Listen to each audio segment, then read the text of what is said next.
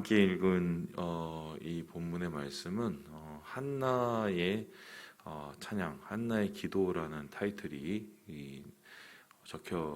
타이틀로 불립니다. 이 한나의 기도가 많은 경우에는 이 찬양으로 바뀌어서 이 교회에서 많이 불려졌던 것으로 이렇게 사람들은 생각하고요. 더불어서 이 한나의 기도가 이후에 이제 그 신약에 가서는 이 마리아의 기도, 그러니까 예수님의 어머니죠. 이 마리아의 기도와 이렇게 함께 더불어서 이 하나님의 은혜를 감사하고 찬양하며 주님을 높이는 그것으로 이제 알려져 있는 이 기도의 문이 바로 오늘 우리가 살펴보는 이 말씀입니다. 많은 사람들이 평탄한 인생을 원하죠. 인생의 질고를 바라는 사람 아무도 없고, 그래서 고난 없이 내 앞에 뭔가 순적한 인생, 그것이 내 인생이길 많이 바랍니다. 그런데 인생 살면서 물론 그렇게 사시는 분도 적지 않게 있는 것 같긴 하지만 대부분의 분들은 이런저런 경험을 하면서 고난을 겪게 되죠. 평탄한 인생이 아니라 돌짝밭도 만나고 가시밭길도 만날 때가 있습니다. 세상 사람들은 그런 고난의 상황을 맞닥뜨리고 또 어려움을 맞닥뜨릴 때마다 그거를 뭐라고 생각하냐면 운이라고 생각합니다. 운. 그래서 어떻게 하면은 이 좀 불운을 내가 좀 이기고 좀 운이 좋은 길, 그러한 이 상태로 내가 갈 수 있을까? 이걸 고민하죠. 여러분 이상하지 않습니까? 그 세대에 걸쳐서 계속적으로 과학이 발전하고 그리고 인문학이 계속적으로 발전하고 있는데 그럼에도 불구하고 이 무속이 계속 더 번창하고 없어지지 않는 이유가 무엇일까 생각해 보면 우리의 인생에 이 길흉, 그러니까 길흉하복, 이 고난과 예기치 않는 일들이 많기 때문에 사라지지 않고 있는 것이죠. 그렇다면 이제 예수 믿는 사람들에게 있어서 이 고난, 인생에서 만나는 평탄치 못한 것들 어떻게 우리가 받아들여야 되는가? 성경을 잘 읽어보면 성경은 고난 없는 인생을 이야기하지 않습니다.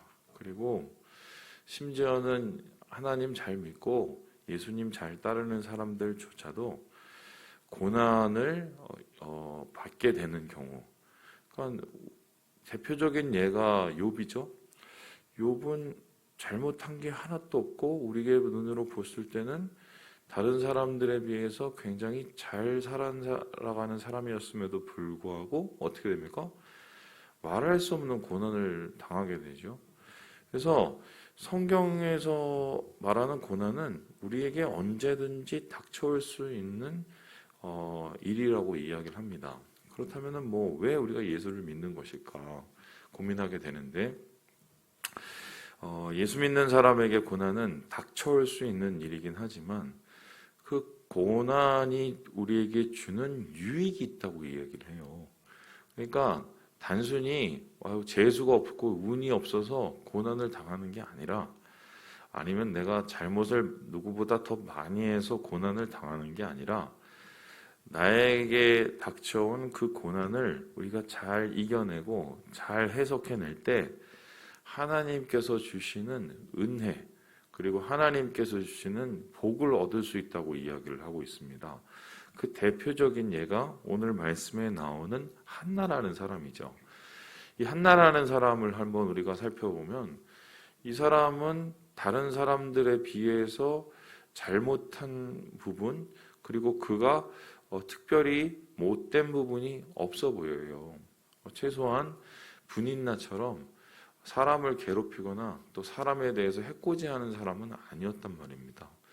그런데 하나님께서는 이 한나의 길을 어떻게요? 태를 막으셨다고 얘기해요. 그러면은 정확하게 표현하면 한나는 왜 괴로웠을까? 하나님 때문에 괴로운 거죠. 그럼 하나님은 일부러 한나의 발목을 잡고 한나의 길을 괴롭혔을까? 성경은 말씀 속에서 분명히 이야기하고 있는 게 무엇입니까?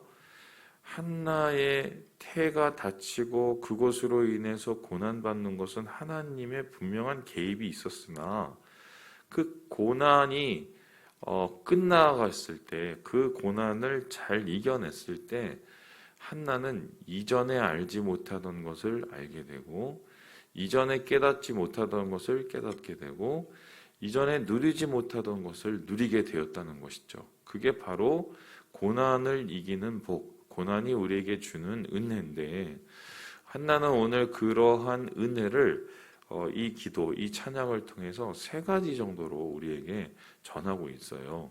자, 그렇다면은 우리 함께 우리 1절의 말씀을 먼저 같이 한번 읽어볼까요? 1절입니다. 시작. 한나가 기도하여 이르되 내 마음이 여호와로 말미암아 즐거워하며 내 뿔이 여호와로 말미암아 높아졌으며 내 입이 내 원수들을 향하여 크게 열렸으니 이는 내가 주의 구원으로 말미암아 기뻐함이니이다. 오늘 1절에 보면은 이 고난 끝에 한나가 발견한 게 한 가지가 있죠. 그것은 많은 재물도 아니고 그가 많은 명예를 가졌던 것도 아니고 그가 많은 또 이 물질을 갖게 된 것도 아닙니다. 한나가 고난을 통해서 얻은 것은 하나님이셨어요. 하나님. 그러니까 고난 전에 이 고난을 겪지 않았다면 하나님이 어떤 분이신가를 이렇게 잘 알지는 못했을 거예요. 그런데 이 고난의 상황을 이겨내고 그것을 기도로 돌파했더니 하나님이 이런 분이셨구나. 특별히 하나님이 나에게 이런 분이시구나를 경험하게 되죠. 우리는 하나님이 어떤 분이신가를 알아가는 것을 무엇이라고 합니까? 이것을 신앙이라고 합니다. 그러니까 고난을 통해서 얻는 첫 번째 유익은 뭐냐면 내 신앙, 하나님을 알아가는 내 신앙이 성장해요. 제 인생을 돌아봐도 좀 그렇죠. 오래 산 것도 아니지만 제가 참 철이 없는 사람이었어요. 그리고 좀 자기 중심적인 사람이었던 것 같고 지금도 그렇지만요. 그런데 그 목회를 하기 전에 군대에서 아니면 미국 가서 또한 대인 관계에서 여러 가지 그 어려운 상황을 겪으면서 제 자신이 얼마나 아무것도 아닌 사람이라는 걸 제가 알게 됐고요. 또 그러한 상황 속에서 하나님이 나에게 어떤 분이라는 것을 제가 깨닫게 되면서 아마 조금은 예전보다 하나님에 대한 생각과 믿음이 열린 게 아닌가 저는 그렇게 믿는데요. 한나의 경우도 이와 마찬가지로 아이를 낳지 못하는 상황, 그리고 그 아이를 통해서 나중에 고통을 받는 그 상황을 통해서 자기가 얼마나 부족한 사람인지, 그리고 하나님이 어떤 분이신지를 깨닫고 그의 신앙이 자라나게 되는 거죠. 예를 들어서 이런 얘기는 엄청 많습니다. 고난이 없으면 기도도 잘 안 하죠. 그리고 고난이 없으면 하나님도 잘 못 찾습니다. 그런데 하나님께서는 우리에게 얄밉게 일부러 그러시는 건 아니겠지만 이러한 인생의 고난 앞에서 우리를 때로는 내버려 두시면서 그것 속에서 우리의 신앙이 성장할 수 있는 계기를 마련하시는 게 바로 이 한나의 상황을 통해서 보는 첫 번째 고난의 유익입니다. 두 번째로 이 한나가 이 고난을 통해서 얻게 되는 것은 무엇일까요? 우리 함께 3절의 말씀을 같이 한번 읽어보도록 합니다. 3절입니다. 시작. 심히 교만한 말을 다시 하지 말 것이며 오만한 말을 너희의 입에서 내지 말지어다. 여호와는 지식의 하나님이시라 행동을 달아 보시느니라. 한나가 이 고난을 통해서 신앙이 성장하는 축복을 먼저 받았다면 두 번째 이 고난의 유익을 알게 된 게 뭐냐면 하나님이 정말 어떤 분이신지를 잘 알게 되었어요. 하나님이 어떤 분이시냐? 오늘 3절에 분명히 이렇게 얘기합니다. 지식의 하나님이시다. 지식의 하나님.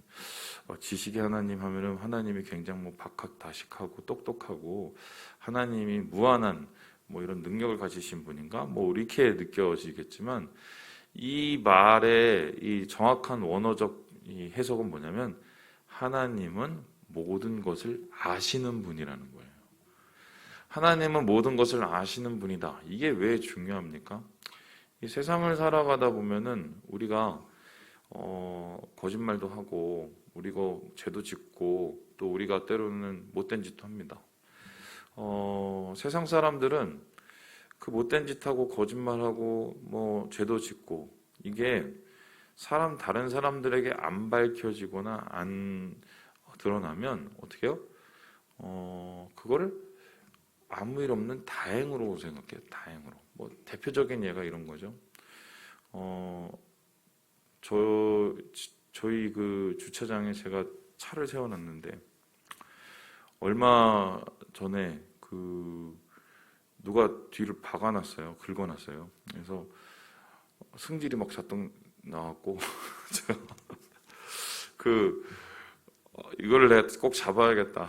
그래서 이제 블랙박스를 이렇게 열어갖고 봤는데 제가 그 블랙박스에다가 그 메모리 카드를 작은 걸 끼워놔갖고 이게 안 나오는 거예요. 안 나오는 거예요. 그랬더니 저희 아내가 옆에 있다가 아유 이제 그만 좀 하라고 저보고. 근데 그러고 말았거든요. 근데 사실 그 긁으신 분 분명히 그거 어떻게 긁었는지 뻔히 보고 있는데 정상적이라면은 이제 뭐 거기서 뭐 이걸 했겠죠. 뭐 이렇게 죄송합니다. 뭐 연락 주세요. 안 하죠. 보는 사람 없으면 안 합니다. 그게 세상이에요. 세상. 왜 그 소위 말해서 힘 있는 사람들이 그런 이 못된 짓이나 부끄러운 짓을 하면서 뻔뻔하게 가만히 있는지 아세요? 자기들 힘으로 대충 막을 수 있고 또한 여러 가지 통해서 자기가 그것을 커버할 수 있다고 생각하기 때문이죠. 그런데 그거는 세상 사람들의 눈이에요. 왜냐하면 세상 사람들에겐 사람만 보이기 때문이에요.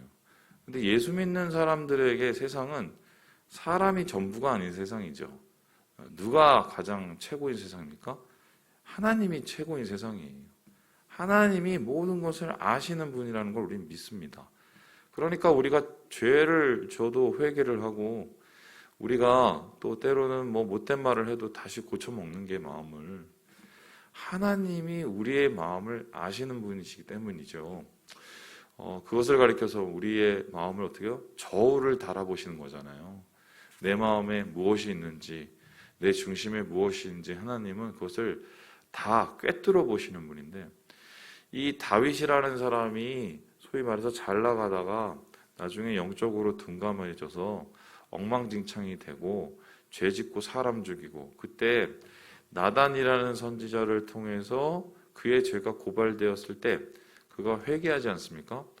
그 회개한 그 자리에서 다윗이 고백한 게 뭐냐면 하나님은 내 심중을 꿰뚫어 보시는 분이고 내 마음을 감찰해 보시는 달아보시는 분이라는 걸 다시 한번 깨닫게 되죠. 아이고 하나님이 그걸 다 아시고 다 달아보시면 참 우리의 인생이 얼마나 고루할까 이렇게 생각할 수 있지만 그것을 반대로 생각을 해보면 이건 은혜가 됩니다. 왜입니까? 내가 억울할 때가 있어요. 또 내가 정말 답답할 때가 있어요. 내가 정말 외로울 때가 있고 내가 정말 여러 가지 상황 속에서 정말 다스릴 수 없는 여러 가지 질고로 마음이 무너질 때가 있어요. 하나님이 그것을 아시는 거죠. 내가 왜 힘든지, 왜 어려운지, 왜 무너지고 있는지, 내가 어떻게 억울한지를 주님이 아시는 분이에요. 그러니까 그것을 아시는 분께서는 어떻게 해요? 그것에 대한 해결과 길을 열어주시는 거죠.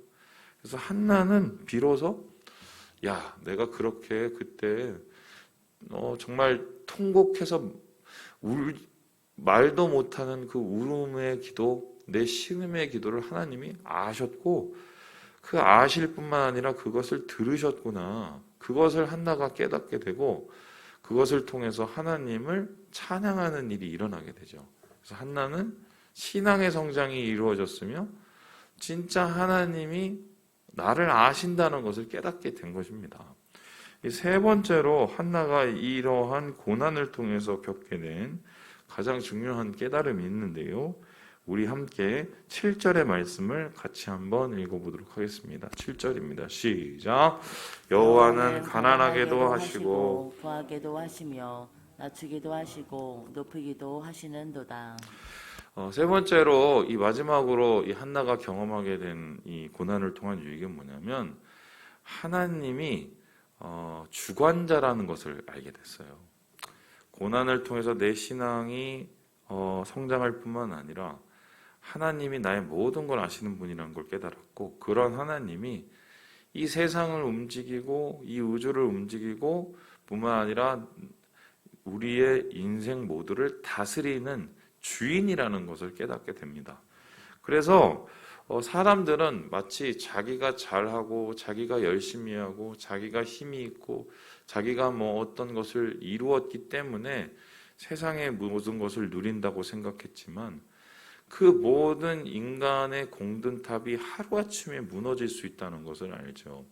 반면에 나는 부족하고 연약하고 나는 모자라서 참 세상에서 볼품없이 살아갈 수밖에 없는 존재라고 생각했지만 어느 순간 하나님께서 그의 손을 잡으시고 그의 손을 일으키실 때 세상에 하나님의 빛과 영광을 드러내는 존재로 높여질 수 있다는 것을 깨닫게 된 것입니다. 이 한나는 한때는 애 못 낳고 하나님의 저주를 받는 그렇게 사람들의 손가락질을 받는 사람이었지만 이 끝이 어떻게 끝납니까? 하나님의 축복을 받아 아이도 낳고 또한 화목한 가정을 이룰 수 있는 그러한 하나님의 사람으로 세워지는 것을 그가 경험을 했죠.